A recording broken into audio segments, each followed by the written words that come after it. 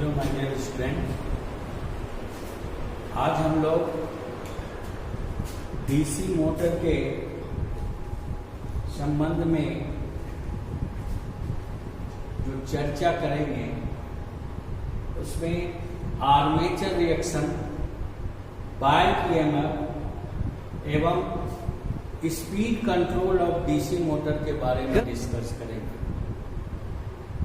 अभी तक हम लोग डीसी मोटर कितने तरह का होता है उसके बारे में जाने, लेकिन डीसी मशीन में आर्मेचर रिएक्शन क्या होता है इसके बारे में जानना बहुत जरूरी है। आर्मेचर रिएक्शन डीसी मोटर एवं डीसी जनरेटर दोनों में होता है, लेकिन दोनों का प्रभाव जो है वो हम लोग इस फिगर के माध्यम से जानेंगे कि क्या होता है दोनों का प्रभाव में अंतर।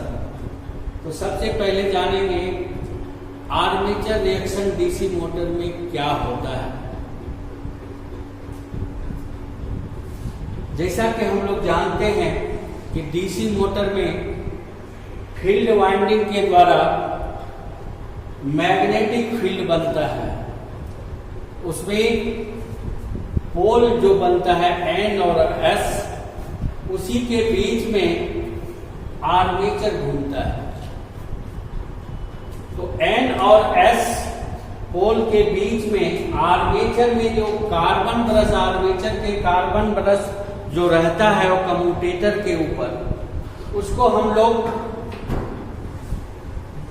हमेशा MNP यानी मैग्नेटिक न्यूट्रल प्लान के ऊपर रखते हैं, ताकि स्टार्टिंग के समय या रोटेशन के समय MNP पर रहने पर कार्बन ब्रश पर कम्यूटेटर के ऊपर किसी तरह का स्पार्किंग नहीं होता है।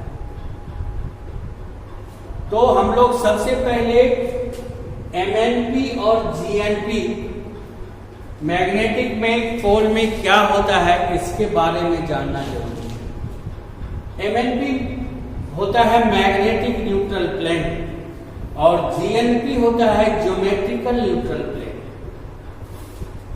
जब दो ध्रुव के केंद्र बिंदु से लंबवत रेखा जो खींचा जाता है उसको हम लोग ज्योमेट्रिकल न्यूट्रल प्लेन बोलते हैं। और जब दो ध्रुव से मैग्नेटिक फ्लक्स जो चलता है उसके बीच से जो लंबवत लाइन खींचा जाता है उसको हम लोग मैग्नेटिक न्यूट्रल प्लान बोलते हैं। जब हमारा मोटर नो लोड में यानी आर्मेचर में बहुत कम करंट बहता है उस समय मैग्नेटिक न्यूट्रल प्लेन और ज्योमेट्रिक न्यूट्रल प्लेन दोनों एक ही लाइन में रहता है। इसीलिए कार्बन ब्रश आर्मेचर के ऊपर वहीं पर लगाया जाता है ताकि चलते समय उसमें स्पार्किंग नहीं होता है। आर्मेचर जब घूमता है, जब लोड पड़ता है, आर्मेचर जब घूमता है तो उसका जो पोल का जो लीडिंग पोल टिप होता है उसका शक्ति जो है बढ़ जाता है और ट्रेलिंग पोल टिप का शक्ति घट जाता है। यह जो है आर्मेचर के लोड के अनुसार, आर्मेचर में करंट बढ़ने के अनुसार होता है। तो सबसे पहले हम जानेंगे कि पोल में लीडिंग पोल टिप क्या होता है और ट्रेलिंग पोल टिप क्या होता है। लीडिंग पोल टिप कहते हैं कि आर्मेचर के घूमने की दिशा में पोल शू का जो किनारा सबसे पहले आता है उसको हम लोग लीडिंग पोल टिप कहते हैं, और आर्मेचर के घूमने की दिशा में पोल शू का जो किनारा बाद में आता है उसको हम लोग ट्रेलिंग पोल टिप बोलते हैं। तो आर्मेचर जिस समय लोड कम रहता है तो उस समय GNP और MNP दोनों एक ही लाइन में रहता है, इसलिए उसमें लीडिंग पोल और ट्रेलिंग पोल दोनों का शक्ति जो है बराबर होता है। जब हम मोटर में लोड लेते हैं तो आर्मेचर में जब करंट बढ़ता है उसके चलते लीडिंग पोल टिप का शक्ति जो है वो बढ़ जाता है और ट्रेलिंग पोल का शक्ति घट जाता है। इसलिए मैग्नेटिक लाइन फ्लक्स का जो रेखा है वो कर्व हो जाता है। कर्व होने से क्या होता है, एमएमपी जो हमारा उसका लंबवत जो काटा था, दोनों जो एक साथ लाइन में था, अब वह आर्मेचर के घूमने के विपरीत दिशा में जीएनपी से एमएनपी एंगल में खसक जाता है, जिसके चलते कार्बन ब्रश तो हमारा यहां पर था वो अब पूरा एमएनपी पर नहीं रहता है। इसके चलते कार्बन ब्रश के ऊपर, कम्यूटेटर के ऊपर अधिक स्पार्किंग होने लगता है। यह जो क्रिया होता है इसको हम लोग डीसी मोटर में आर्मेचर रिएक्शन के नाम से जानते हैं। आर्मेचर रिएक्शन से जो प्रभाव होता है उसमें मुख्य प्रभाव डीसी मोटर में कम्यूटेटर के ऊपर अधिक स्पार्किंग होने लगता है। तो कम्यूटेटर के ऊपर अगर अधिक स्पार्किंग होगा उसमें कम्यूटेशन जो है वो खराब होने लगेगा और मोटर जो है वह वाइब्रेट करने लगेगा और उसका जलने का चांस अधिक होगा। इसलिए ये आर्मेचर रिएक्शन को दूर करना बहुत जरूरी होता है। डीसी मोटर में जब लोड पड़ेगा तो आर्मेचर रिएक्शन होगा ही, तो इसको भी दूर अगर नहीं करेंगे तो कम्यूटेटर पर जो है स्पार्किंग अधिक होगा तो उसमें मोटर का जो है वो जलने का चांसेस रहेगा।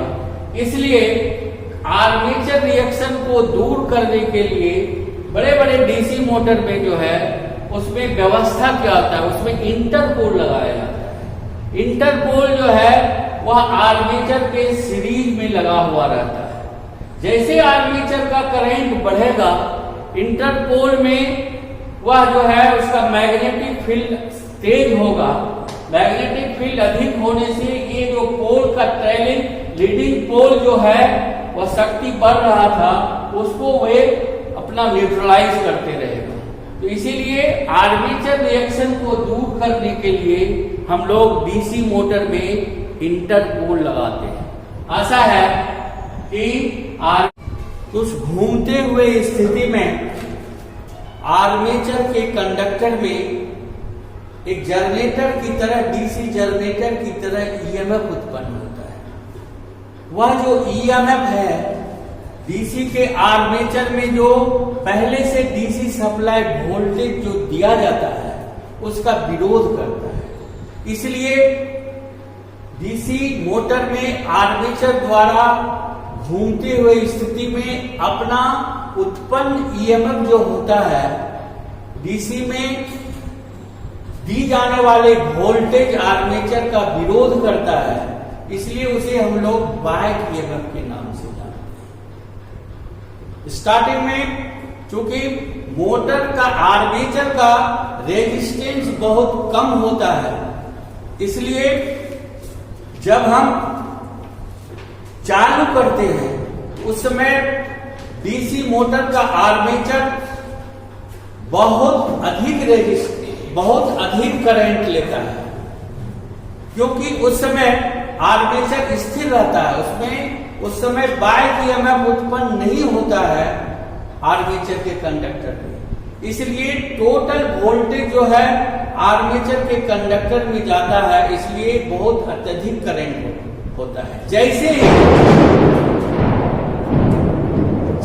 ही मोटर घूमने लग जाता है उस स्थिति में आर्मेचर चूंकि पहले से करंट लेता हुआ कंडक्टर है, वह जो है जनरेटर की तरह उसके कंडक्टर में भी अपना ईएमएफ उत्पन्न होता है जो दी जाने वाले वोल्टेज का विरोध करने लगता है। और वह जो है जैसे जैसे स्पीड बढ़ते जाता है बैक ईएमएफ का मान भी जो है बढ़ते चला जाता है और आर्मेचर का करंट जो है डीसी मोटर में वो कम होते चला जाता है। इसी को हम लोग बैक ईएमएफ के नाम से जानते हैं।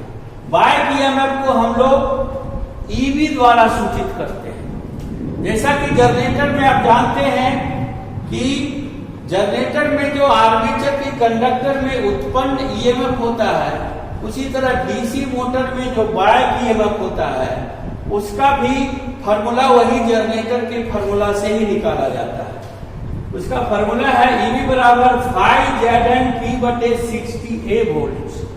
फाई जो है उसमें जनरेटर में डीसी मोटर में फील्ड फ्लक्स की मात्रा है। जेड जो है आर्मेचर में कंडक्टर की संख्या है। एन जो है आर्मेचर घूमने का स्पीड है, आरपीएम में निकले थे। और पी जो है पोल की संख्या है। डीसी मोटर के फील्ड में जितने पोल है वह उसकी संख्या है। और ए जो है वह हमारा आर्मेचर वाइंडिंग में पैरेलल पाथ की संख्या होता है। आर्मेचर वाइंडिंग में पैरेलल पाथ की संख्या होता है।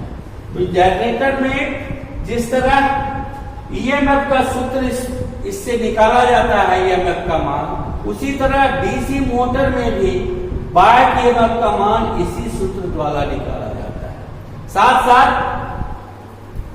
बैक ईएमएफ जब डीसी मोटर में देते हैं तो वह हमेशा जो बैक ईएमएफ जो उत्पन्न होता है उसका मान हमेशा डीसी मोटर के आर्मेचर में दी जाने वाली वोल्टेज के मान से थोड़ा कम ही होता है। चाहे वो हम नो लोड पे चलावें तो वह कम ही रहेगा। इसलिए डीसी मोटर में ईबी बराबर होता है V minus IA into RA। IA मतलब हुआ आर्मेचर का करंट और RA मतलब हुआ आर्मेचर का रेजिस्टेंस। इसी फॉर्मूला के द्वारा बैक ईएमएफ का मान निकाला जाता है। अब हम लोग बैक ईएमएफ के बारे में जान गए। अब हम लोग डीसी मोटर के स्पीड कंट्रोल के बारे में जानेंगे। डीसी मोटर में अब हम लोग स्पीड के बारे में जानेंगे। स्पीड डीसी मोटर में कैसे निकाला जाता है उसको हम लोग कैलकुलेशन के द्वारा निकालते हैं। जैसा कि अभी तक हम लोग जाने डीसी मोटर में ईबी बराबर होता है, ईबी मतलब बैक ईएमएफ बराबर होता है फाई जेड एन पी बटे 60 जहां एन जो है वह हमारा स्पीड है आरपीएम। तो इसी फॉर्मूला से अगर हम एन का मान निकालें वो निकल जाएगा EB into 60 A divided by phi Z N P.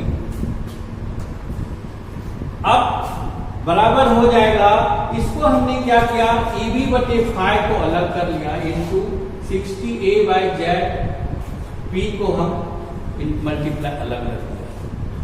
क्योंकि डीसी मोटर में जो वाइंडिंग होता है ए जो है हमारा वाइंडिंग में पैरेलल पाथ की संख्या, आर्मेचर के वाइंडिंग में पैरेलल पाथ की संख्या होता है, उसका मान वो हमेशा कांस्टेंट रहेगा। जब वाइंडिंग कर देंगे तो वह जितना है उतना ही रहेगा। जेड जो है हमारा आर्मेचर में टोटल कंडक्टर की संख्या है, जितना भी उसमें तार का जो है संख्या दिया हुआ है नंबर ऑफ टर्न्स टोटल वह फिक्स रहता है, उसको हम लोग बाद में फिर बदलते नहीं है। साथ साथ उसमें जो पोल का जो वाइंडिंग किया हुआ है वह भी फिक्स है, इसलिए इसको हम लोग कांस्टेंट मानते हैं, इसका मान बदलता नहीं, इसको हम लोग के द्वारा सूचित करते हैं। इस तरह इसका जो है बराबर हो गया ईबी इंटू फाइव इंटू के का मतलब हो गया ये 60 A बाई जेड पी, इसको कांस्टेंट मान।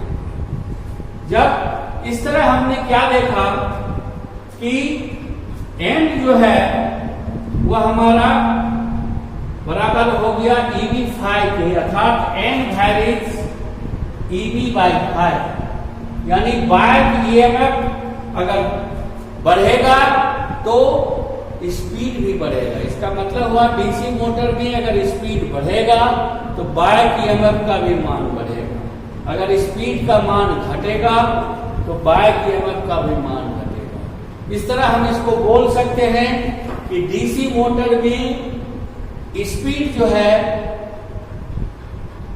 प्रोपोर्शनल टू द ईबी, यानी बैक ईएमएफ के समानुपाती होता है, और डीसी मोटर में स्पीड जो है inversely proportional to the flux, यानी फ्लक्स का मान अगर घटेगा फील्ड फ्लक्स का मान तो उसका स्पीड जो है बढ़ जाएगा, और फ्लक्स का मान अगर अधिक हो जाएगा तो मोटर का स्पीड जो है वह क्या हो जाएगा, कम हो जाएगा। इस तरह हम लोग जाने कि डीसी मोटर में स्पीड जो है वह बैक ईएमएफ के समानुपाती और फ्लक्स के जो है व्युत्क्रमानुपाती होता है, इनवर्सली प्रोपोर्शनल होता है। क्योंकि अब ईबी बराबर होता है V minus IA into RA, यानी डीसी मोटर में स्पीड जो है आर्मेचर के रेजिस्टेंस के समानुपाती होता है। अगर आर्मेचर का रेजिस्टेंस हम बढ़ाएंगे तो डीसी मोटर का स्पीड जो है घट जाएगा, डीसी मोटर का स्पीड क्या हो जाएगा, घट जाएगा। और अगर फील्ड फ्लक्स का मान अगर हम घटाएंगे तो स्पीड क्या हो जाएगा, बढ़ जाएगा। तो इस तरह हम लोग जानते हैं कि डीसी मोटर में दो ही तरह से उसका स्पीड का जो है इनवर्सली प्रोपोर्शनल और समानुपाती जो होता है। अगर आर्मेचर रेजिस्टेंस डीसी मोटर में अगर हम जोड़ देके चालू करें तो डीसी मोटर का जो है स्पीड जो है वह घट जाएगा, क्योंकि आर्मेचर रेजिस्टेंस बढ़ जाएगा, वोल्टेज ड्रॉप बढ़ जाएगा, इसलिए ये V का मान घटेगा तो स्पीड का मान भी जो है वह घट जाएगा। और डीसी मोटर में दूसरा है, अगर फील्ड फ्लक्स जो बनता है उसमें अगर हम उसके फ्लक्स के मान को कम करें, यानी उसका करंट उसमें कम करें तो फ्लक्स का मान घटेगा, तो डीसी मोटर का स्पीड क्या हो जाएगा, अधिक हो जाएगा। अब हम लोग इसी कैलकुलेशन के आधार पर डीसी मोटर का स्पीड हर तरह का जो है कैसे किया जाता है इसके बारे में जानेंगे। डीसी मोटर पे स्पीड कंट्रोल करने का जो विधि है हम लोग मुख्य तौर से निम्नलिखित विधियां जानते हैं। पहला, आर्मेचर रेजिस्टेंस कंट्रोल मेथड। इस तरह हम लोग N बराबर V minus IA into R A divided by 5 का जो फॉर्मूला निकाला, उसके आधार पर यदि हम आर्मेचर मोटर के आर्मेचर में वेरिएबल रेजिस्टेंस लगा के चालू करें तो उस स्थिति में डीसी मोटर का स्पीड जो है कंट्रोल किया जा सकता है। इसमें आर्मेचर में जब रेजिस्टेंस वेरिएबल करेंगे तो आर्मेचर का रेजिस्टेंस में अंतर होगा, जिससे वोल्टेज जो दिया जाता है उसमें थोड़ा बाधा आएगा आर्मेचर में, इसलिए उसका स्पीड जो है नॉर्मल स्पीड से हम लोग कम कर सकते हैं। इस तरह आर्मेचर कंट्रोल मेथड के द्वारा, चाहे वो डीसी शंट मोटर हो या डीसी सीरीज मोटर हो, दोनों को स्पीड हम नॉर्मल स्पीड से कम स्पीड में करके चला सकते हैं। डीसी शंट मोटर में सर्किट डायग्राम दिखाया हुआ है। इसमें जब हम सप्लाई देते हैं, आर्मेचर के पैरेलल में एक वेरिएबल रेजिस्टेंस लगाया हुआ है।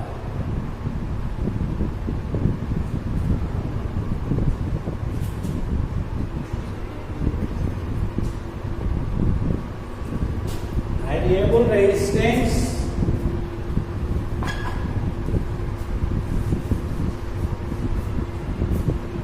ये इस तरह लगता है।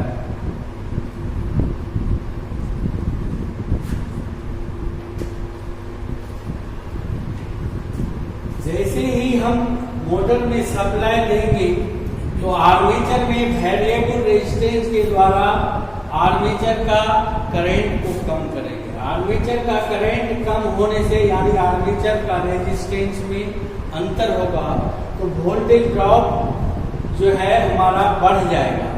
वोल्टेज ड्रॉप जब बढ़ेगा तो इसमें जो है वोल्टेज ड्रॉप बढ़ने से आर्मेचर में जो वोल्टेज जाता था उसका मान कम हो जाएगा, जिसके चलते मोटर का स्पीड नॉर्मल स्पीड से कम हो जाएगा। इस तरह डीसी शंट मोटर में आर्मेचर रेजिस्टेंस कंट्रोल मेथड के द्वारा मोटर का स्पीड नॉर्मल स्पीड से कम किया जा सकता है। इससे हम इसके नॉर्मल स्पीड से इस मेथड के द्वारा यदि स्पीड को नॉर्मल स्पीड से अधिक स्पीड में करना चाहें तो यह विधि उसमें उपयोग नहीं हो सकता है। दूसरा है सीरीज मोटर। सर्किट डायग्राम दिखाया हुआ है, इसमें आर्मेचर के रेजिस्टेंस में जो है एक वेरिएबल रेजिस्टेंस लगा हुआ है। जैसे ही हम ये मोटर चालू करेंगे, अगर इसमें रेजिस्टेंस बढ़ाएंगे तो रेजिस्टेंस बढ़ाने से इस डीसी मोटर का स्पीड जो है वो घट जाएगा। लेकिन इसका स्पीड अगर नॉर्मल स्पीड से बढ़ाना चाहें तो इस रेजिस्टेंस वेरिएबल रेजिस्टेंस का मान हमारा नॉर्मल स्पीड से कम नहीं कर सकता है। इस तरह हम जाने कि वेरिएबल रेजिस्टेंस के द्वारा डीसी सीरीज मोटर का आर्मेचर में लगाने से इसका नॉर्मल स्पीड से हमेशा मान कम ही होता है, यानी हाई स्पीड से कम स्पीड में किया जा सकता है। दूसरा मेथड है फील्ड फ्लक्स कंट्रोल मेथड। जैसा कि हम जानते हैं कि डीसी मोटर में मेन फील्ड फ्लक्स का मान यदि कम होगा तो उस मोटर का स्पीड अधिक हो जाएगा, क्योंकि n वैल्यू 1/5 के बराबर होता है। तो अगर हम फील्ड फ्लक्स को कंट्रोल करके डीसी मोटर को चलावें तो उस स्थिति में मोटर का स्पीड जो है नॉर्मल स्पीड से अधिक हो सकता है। तीसरा जो कनेक्शन है डीसी शंट मोटर का, फील्ड वाइंडिंग के सीरीज में वेरिएबल रेजिस्टेंस लगाया हुआ है। ये वेरिएबल रेजिस्टेंस का मान यदि बढ़ाएंगे रनिंग अवस्था में तो फील्ड वाइंडिंग में करंट कम होगा, जिसके चलते इसका मैग्नेटिक फ्लक्स का फाई का मान जो है कम हो जाएगा। कम होने से डीसी मोटर का आर्मेचर जो है पहले से अधिक स्पीड पे घूमने लगेगा। अर्थात इस विधि के द्वारा डीसी शंट मोटर का स्पीड जो है नॉर्मल स्पीड से अधिक स्पीड में चलाया जा सकता है। दूसरा है सीरीज मोटर को भी हम जो है फील्ड वाइंडिंग के पैरेलल में वेरिएबल रेजिस्टेंस लगाए। इससे क्या होता है कि वेरिएबल रेजिस्टेंस का जब मान यहाँ पर हम घटाएंगे तो टोटल जो फील्ड करंट जो इसमें सीधे जाता था वह उससे घट करके इस रेजिस्टेंस के द्वारा जाएगा। क्योंकि इसका मान फील्ड का मान पहले से घट जाएगा करंट का मान, इसलिए फ्लक्स का मान कम हो जाएगा और मोटर का स्पीड जो है नॉर्मल स्पीड से अधिक स्पीड में आ जाएगा। तीसरा है यही सीरीज मोटर का आर्मेचर और फील्ड वाइंडिंग सीरीज में जुटा हुआ रहता है। इस फील्ड वाइंडिंग में ही कुछ टर्न पर टैपिंग किया हुआ रहता है। उस टैपिंग के द्वारा हम इसके फील्ड वाइंडिंग का टर्न जो है कम कर देंगे रनिंग अवस्था में, तो फ्लक्स का मान कम हो जाएगा और सीरीज मोटर जो है हाई स्पीड में नॉर्मल स्पीड से हाई स्पीड में चलते हैं। तो इस तरह का जो विधि है टैपिंग विधि, अधिकतर हम लोग इलेक्ट्रिक ट्रैक्शन वगैरह में जहां यूज करते हैं डीसी सीरीज मोटर, उसमें इस तरह का यूज करते हैं। डीसी सीरीज इस तरह हम लोग जाने कि आर्मेचर रेजिस्टेंस कंट्रोल के द्वारा डीसी मोटर का स्पीड नॉर्मल से कम स्पीड में कर सकते हैं और फील्ड फ्लक्स कंट्रोल मेथड के द्वारा इसमें जो है डीसी मोटर का स्पीड नॉर्मल स्पीड से अधिक स्पीड में चला जा सकता है। तीसरा विधि है armature voltage control method. Armature voltage control method में क्या होता है कि आर्मेचर में जो हम वोल्टेज जो डायरेक्ट अलग से देते हैं उसको अगर हम रनिंग अवस्था में अगर कम करें तो उसका स्पीड कम हो जाएगा। एकदम वोल्टेज अगर हम नहीं दें तो मोटर घूमना बंद कर देगा। अगर उसमें जो डीसी सप्लाई जो आर्मेचर में दे रहे थे यदि उसका मान पॉजिटिव नेगेटिव में कन्वर्ट कर दे, पहले जिसमें पॉजिटिव मिल रहा था अब उसमें नेगेटिव मिलने जाए तो, और नेगेटिव पहले जिसमें मिलता था उसमें पॉजिटिव मिल जाए तो उससे जो है उस मोटर का स्पीड भी जो है रोटेशन स्पीड रोटेशन भी चेंज हो जाएगा। तो इस तरह आर्मेचर वोल्टेज कंट्रोल मेथड जो है हम लोग मुख्य रूप से जहां स्मूथ स्पीड कंट्रोल की आवश्यकता है वहां पर यूज करते हैं। हमारे इलेक्ट्रिकल में वाट लियोनार्ड नामक वैज्ञानिक ने 1891 ईस्वी में इस आर्मेचर वोल्टेज कंट्रोल मेथड के द्वारा मोटर का डीसी मोटर का स्पीड कंट्रोल किया था जो बहुत ही स्मूथली स्पीड कंट्रोल बिल्कुल स्पीड से नॉर्मल स्पीड से जीरो में पुनः जीरो से दूसरे डायरेक्शन में एंटी क्लॉक डायरेक्शन में भी जीरो से हाई स्पीड और हाई स्पीड से जीरो करके दिखाया था।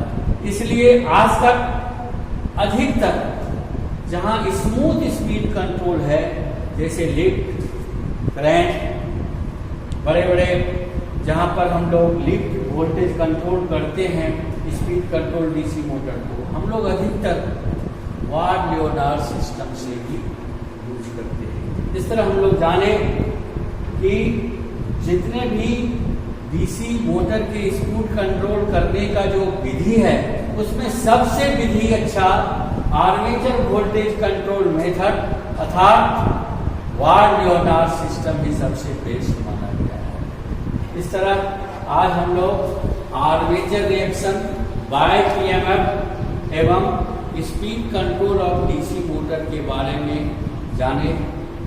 नेक्स्ट क्लास हम लोग अब इलेक्ट्रिक जनरेशन के बारे में जाने।